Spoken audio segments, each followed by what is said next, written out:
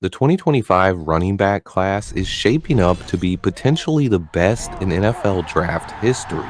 Quotes from NFL scouting people have said this class is like two really good running back classes smashed together into one. Today, I'm going in depth on my top 10 running backs in this year's generational class, but also a brief ranking all the way down to number 25. And there are still good running backs left off the list. That's how stacked this year's class is. Let's get right into it. The guy I have ranked at number 25, some people could have in the top 10.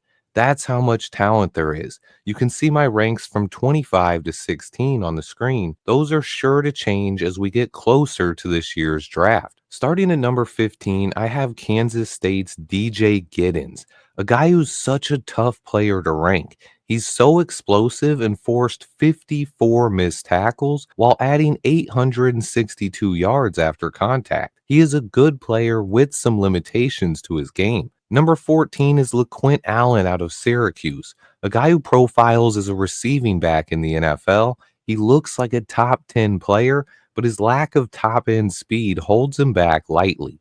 Number 13 is Brashard Smith out of SMU, another very talented runner who is held back a bit by his lack of ideal frame and size. Number 12 is Jordan James out of Oregon, another productive runner who profiles as a rotational guy in the NFL, but he has a ton of talent. And then at number 11 is a guy I really need to talk about. Ollie Gordon out of Oklahoma State. If you turn on his 2023 tape, he is a top 5 running back in any class.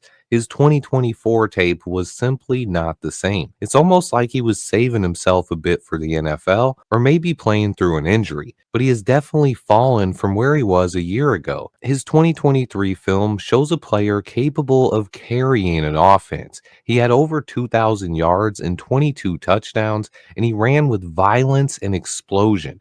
He looked like a potential first round pick, but he was not the same player on tape this season, and he needs to show scouts that he is the 2023 version of himself. Ollie Gordon is my number 11 back. Kicking off my top 10, though, is Damian Martinez out of Miami. He's an underrated workhorse of a runner. He runs like a bully with so much power and talent. If you watch his highlights, you will say, how on earth is he ranked number 10? He forced 42 missed tackles and had 24 explosive runs in 2024. He took the pressure off of Cam Ward by carrying the load at Miami, but he profiles as a two-down back in the NFL. I see shades of James Conner and Jeremy Hill, the former Bengals runner. To me, he enters the NFL as a guy capable of making an immediate impact and could also win a starting job early on, at least as a short yardage back. He is not going to play much this year on passing downs. He needs a ton of work as a pass blocker, but he's an incredibly talented back who should get carries immediately in the NFL. I see him earning a role in the backfield at least as a goal line runner or short yardage back. Damian Martinez brings a ton of talent. At number 9, I have Arizona State's Cam Scatabo. He's a great story, and you have to root for this guy. He's smart, hardworking, and a team-first player. He profiles as a short yardage and goal line back in the NFL, but he also brings something to the table as a receiver and pass blocker as well. The biggest thing holding him down my rankings right now is that he did not test at the combine, and I have a ton of questions about his speed. Probably the most out of any runner in this class. A lazy comp I've heard a lot is a smaller Mike Allstott, but I see some shades of a LeGarrette Blount, a guy who profiles as a punishing short yardage and goal line runner in the NFL. I might be lower on Scatabo than the general consensus, but I do like this guy. His absolute ceiling would be a player somewhere around the likes of a Josh Jacobs. Scatabo should be drafted higher than where I have him listed. He's a great player whose work ethic will not be questioned. He will never be the fastest or most explosive runner, but he's always going to fall forward and fight for extra yards while giving you everything he's got. some team will be happy with Cam Scatabo. At number 8, I have RJ Harvey out of UCF. He is a fun guy to watch on tape, a threat to score every single time he touches the ball with true home run speed. He's explosive and versatile. He can contribute as a runner or a receiver from day one, and he should be an instant impact player in the NFL. But he also has the upside of a three down back. He showcased workhorse potential at UCF, but he might profile as a change of pace back at the next level. He forced 72 missed tackles in 2024 and added 54 explosive runs. My biggest concern with Harvey right now is that he does a lot of things at UCF that he won't be able to get away with at the NFL level. But he's a very special runner. I see shades of Kareem Hunt with a little bit of Isaiah Pacheco to his game. He fits what NFL teams are looking for, and he should be picked on day 2 of the NFL draft. At number 7, I have Devin Neal out of Kansas. He's the kind of back that NFL teams covet, with home run speed and a ton of athleticism. He projects as a change of pace style back in the NFL that could be part of a dynamic 1-2 punch in the right scheme. He runs with a low center of gravity and has incredible balance when making nimble moves. He's able to change directions with ease and oftentimes make defenders look silly. He's also a solid pass blocker and receiver who could get onto the field early in the NFL. He forced 46 missed tackles and had 800 plus yards after contact, adding 37 explosive runs in 2024. I'd like to see a little bit more creativity in the open field, and his contact balance doesn't match that of some of the runners ahead of him. He compares a lot to Tony Pollard in the NFL, and people have even seen shades of Alvin Kamara to his game. He's going to be a good football player at the NFL level. Neil projects as a day 2 pick, but he could fall a little bit due to the talent in this year's class. And now we've reached the top 6 backs in this year's draft. And honestly, you can rank these guys in any order, and I wouldn't argue with you. But I do believe these guys offer a step up in talent from the rest of the draft. They are the cream of the crop in one of the best draft classes I've ever seen. At number 6 is Tennessee's Dylan Sampson, a dynamic runner who split work with Jalen Wright for 2 seasons before he finally got a chance to be the lead back in 2024. He did not disappoint, carrying Tennessee's offense and setting a school record with 22 rushing touchdowns, totaling 1,632 yards on the year. Unfortunately, he did not run at the combine. He did some drills, but we do not have his speed numbers. He's a 5'8", 200-pound, dynamic and patient runner. He brings natural instincts and ability that you simply cannot teach. He has real speed that jumps off the tape, and he's shifty with elite short area quickness and a nose for the end zone. He scored 22 TDs this season and forced 72 missed tackles. Sampson also had nearly 1,000 yards after contact on the year and 39 explosive runs. He did not get as many opportunities as a receiver, and he might be a bit undersized for three down back in the NFL. On top of that, he has some fumble concerns that keep him from being higher on this list, but he is still a special runner. I see shades of J.K. Dobbins and Doug Martin when I watch his film. He should be a day 2 pick who could step in and contribute immediately. He profiles as a lead back in a 2-back system, one of the more underrated players in this entire draft. At number 5, I have Ohio State's speedster Travion Henderson. And if you're looking for someone in this class to compare to Jahmyr Gibbs in Detroit, this is your guy. He has the best top-end speed and is possibly the best pass blocker in this class as well. A true home run threat with top-end speed, acceleration, and burst. His receiving skill set should help him get on the field early and often. He forced 32 missed tackles and added 30 explosive runs. But another thing coaches are going to love, 0 fumbles on the year. So while I think he may never be a true 3-down back at the next level, he's more suited to fill a similar role to what Gibbs does in Detroit, but he's not quite the player that Gibbs is. But he can absolutely fly, and he's probably the best pass blocker in this class. Ohio State trusted him on key downs. On top of that, he's a big play waiting to happen as a runner or a receiver.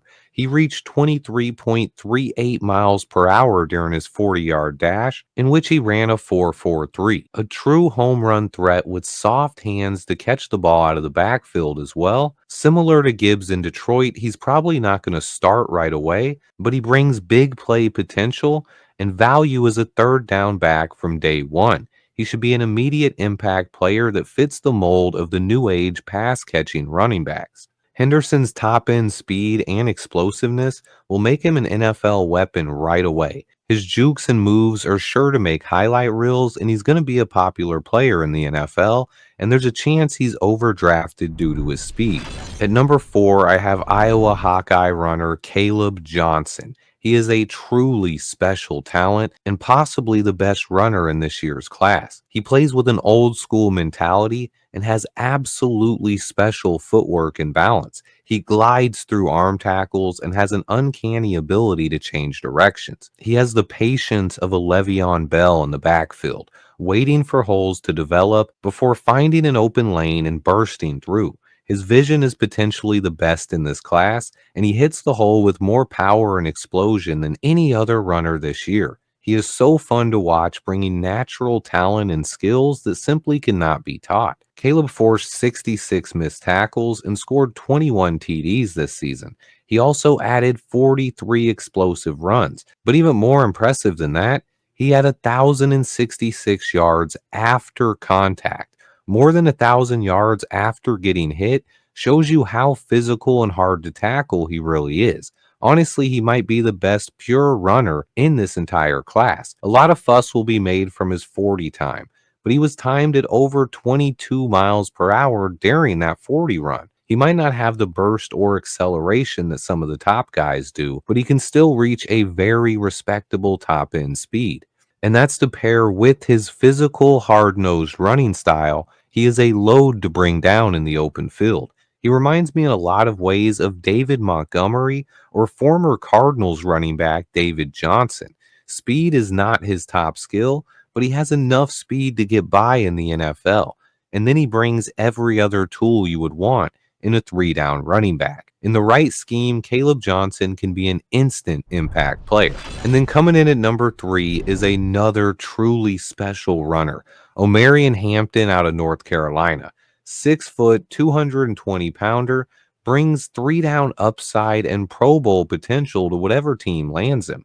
He's put up over 3,500 yards and 30 plus touchdowns the last 2 seasons, carrying North Carolina's offense on his back and averaging nearly 6 yards a carry. He's shifty and explosive with great contact balance. He keeps his legs churning through contact. He loves cutback runs, has excellent vision, an underrated leg drive and power. I love his awareness in the passing game. He's very patient and detailed as a route runner. He knows how to get open and be a reliable checkdown target for his quarterback. On top of that, when you put the ball in his hands, he's a true playmaker. He had 1,244 yards after contact this season, insanely impressive, forcing 69 missed tackles. If it wasn't for Ashton Genty, there would be a lot more hype for Hampton. He's an insanely talented runner, and he should make an immediate impact in the NFL. I had a tough time ranking him, honestly. He easily could end up being the best runner in this class. I see shades of a bigger Giovanni Bernard, but also a little bit of Deuce McAllister to his game as well. He looks like a first round pick, and people will probably knock me for ranking him third. Nothing against Hampton. He's an absolute stud. It's just a preference thing for me. Hampton is an incredibly impressive prospect who some teams might even prefer over Ashton Genty. There's a good chance he hears his name called in round 1 of this year's draft. And then the guy I have at number 2, Quinshawn Judkins, is the full package. Speed, power, elusiveness, burst, contact balance, and a nose for the end zone. He's not going to get drafted as high as Omarion Hampton, but he could end up being a better runner in the NFL. He's an absolute load to bring down in the open field, and he's a violent runner who seeks out contact. He's physical and relentless, never going down on first contact. This is a player that seems suited for today's NFL. My favorite part about Judkins' game that's rarely talked about is how willing he is as a blocker. His pass blocking isn't perfect, but he never shies away from contact, and he even served as a lead blocker on multiple runs. I love watching Judkins tape. You turn it on, you sit back and watch, and you see a selfless player that's willing to do whatever is asked of him. He's also a well versed weapon in the passing game with soft hands and an ability to get open. He is shifty, patient, explosive, has a violent running style. He never goes down on first contact, and he has the burst and agility to be even better in the NFL level. His stiff arm is the best in this class. He forced 38 missed tackles and added 28 explosive runs. Judkins can legit do it all. He could be a goal line back, he could be a third down back, but his best fit comes as a three down back, paired potentially with a speed back that can complement his skill set. And while most rankings will have his teammate Travion Henderson higher, Judkins is just simply a better player right now. Sometimes the draft is about projections, and teams will fall in love with Henderson's home run speed and the Jahmyr Gibbs comparisons. But Judkins was only 5/10 of a second slower in his 40. He's a much more physical runner who also has the home run speed. And in the national championship against Notre Dame, when all the chips were down, it was Quinshawn Judkins scoring 3 touchdowns and running for twice the yardage Henderson did with less carries, saving his best for when it mattered most. He had 11 carries for 100 yards and 3 touchdowns in the national championship, while Travion Henderson had 12 carries for 49 yards. Some people still question Judkins' long speed, but after running a 4.48 40 at 220 pounds and reaching over 21 miles per hour on film, Judkins has showed NFL scouts that he has all the tools to be a three down back and a difference maker in the NFL.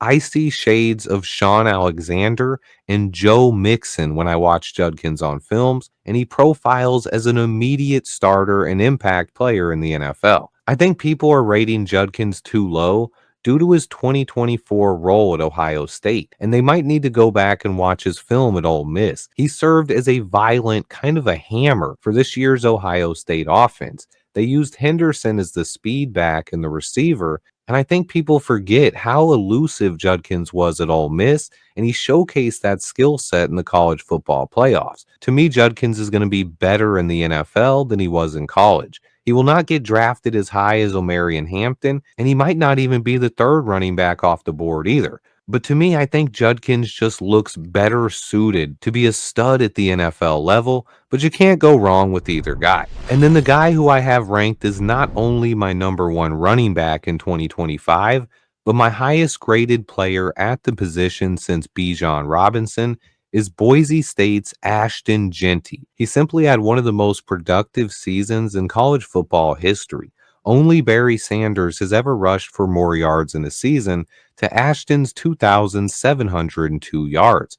But the craziest stat that showcases what an absolute monster Jeanty is, he had 2,025 yards after contact. Most running backs don't even sniff 2,000 yards in a season in their career, but rushing for 2,000 yards after contact is just unheard of. He forced a mind-blowing 157 missed tackles this season and scored 29 rushing TDs, 35 touchdowns total. I think he's not only the top running back in this year's class, but one of the top 5 players of any position in this draft. A lot of people will compare him to Alvin Kamara or Maurice Jones-Drew. I think it's really hard to draw a perfect comparison for Ashton Jeanty. He has the best contact balance I've seen in the last 10 plus years, possibly since Barry Sanders. And that's what you see here. Flashes of Barry Sanders, maybe even some Cadillac Williams. But the bottom line here is that Ashton Jeanty is the most special runner in potentially the best running back class in NFL history. If you haven't seen him standing like Michael Myers pre-snap and then exploding out of the backfield, you simply have to see him in action. He can legit do everything you ask of a running back. Ashton Jeanty profiles as an immediate impact player in the NFL and the potential face of a franchise, an absolute can't miss prospect. Let's take a step back and look at the top 15. A lot of these guys are going to end up being in committees in the NFL. Just looking at the talent in this year's running back class, even looking at a couple of the guys who didn't even make the top 15. Guys like Taj Brooks, Jaden Blue, Donovan Edwards, and Trevor Etienne, it's an absolute testament to the strength in this year's class. Every team is going to have the top 15 ranked differently. Some prefer the speed backs, some teams are looking for the power guys, and some teams are in search of guys capable of being an old fashioned three down back. This year's class features an abundance of all three types. Honestly, this is the hardest position to rank in this year's entire draft. There are so many runners in this class that we are bound to have some surprises in the NFL. A lot of it will depend on where these guys drafted, the system fit, and whether or not they get opportunities early on. But those are my top 15 running backs for the 2025 NFL Draft. An absolutely special class of runners led off by Ashton Genty. Any team looking for a running back this year would be advised to pass on overspending in free agency and look for runners in this year's draft. There is going to be day one talent on the board in day two, and day two talent on the board in day three. This is potentially one of the best running back classes I've ever seen. If you missed it, I've also done rankings for both defensive end and defensive tackle. What position do you want to see ranked next? Let me know in the comments. I put a ton of work into these videos. I appreciate everyone who watches. Please hit the like button and subscribe to the channel for more year-round NFL draft content, and stay tuned for more.